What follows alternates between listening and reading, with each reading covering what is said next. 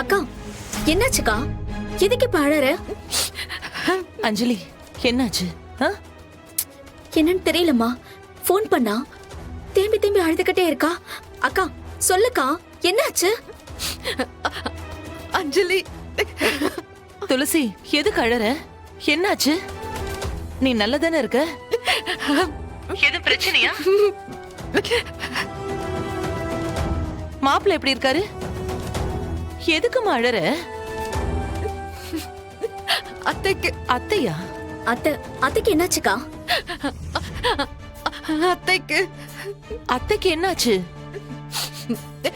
அத்தை அத்தைய யாரோ ஷூட் பண்ணிட்டாங்க அம்மா.